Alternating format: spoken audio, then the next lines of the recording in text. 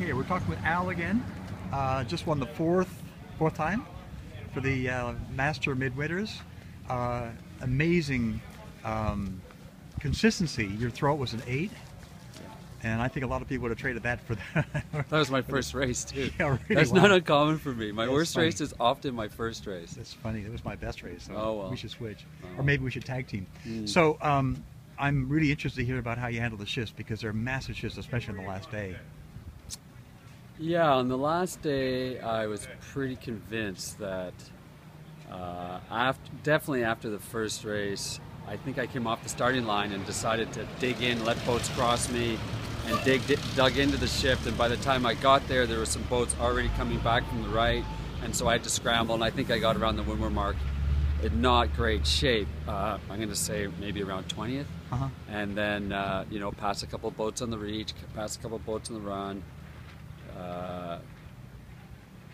Might have passed a few boats at the bottom mark, and then worked my way up and realized, I think definitely after the first 2 races, that the answer was to jump on the shifts as quickly as possible and go up the course. So if it felt like we were going way off the course on starboard, I wanted to get on port right away. And what I think was the turning point is Ryan Mint and I rounded a mark, I believe, in the second race, and we were doing okay, and I'd had a pretty good second beat.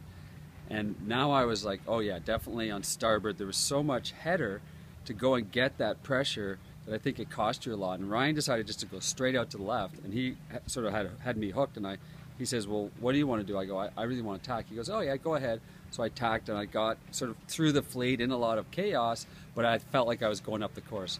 The long and short of it is I ran the windward mark like 200 yards in front of him. I mean, it was Wow. just back and forth on shifts up that course. And I was kind of looking for him, thinking it could happen. He could just get this super lift and come right into the mark, but it didn't. It faded on him eventually. And so I was going percentages all the time after that. Yeah. And by the end, it was just chipping away, trying to get around the windward mark in okay shape, and then figuring if I could get around in, say, 15th, maybe I could pull like a 5 or a 6 out of it. Yeah.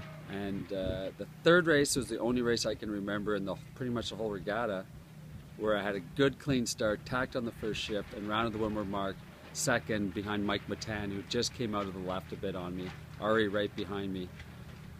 But even then I was like, well, I'm not going to take huge risks, so I got a third in that race, and I was happy with that. I said to Ari, I said, I'm not trying to win races, Ari, I'm just not, so I'm not going to take the risks. It seemed like a kind of a deal where it was like, it reminded me of like a golf course on a windy day, just there's so much risk that you have to just kind of keep it on the green. Yeah. So that was my philosophy all the way through, after pretty much middle of the regatta. Yeah.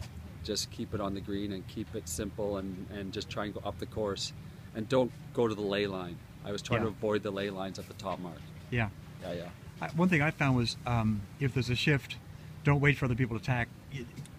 Waiting 30 seconds for without having to take any sterns didn't pay. It's better to take sterns and get on the shift quickly.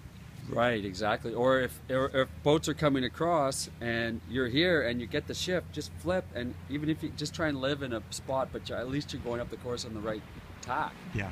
Almost in dirt was better than trying to clear your air. Yeah. Clearing your air seemed to be the death You sentence. you lose half your shift. Yeah, and then they come back across and you're like, oh geez, here they come. Yeah. And we had a good fleet. I mean, that was the nice very thing good about fleet. it. You made a mistake and they jumped on you pretty fast. Yeah, nobody You waits. could lose 15 to 20 boats very quickly. Yeah. So it was fun to have that kind of fleet. Yeah, good going, Al. You sailed really well. Thanks very much. Okay, man.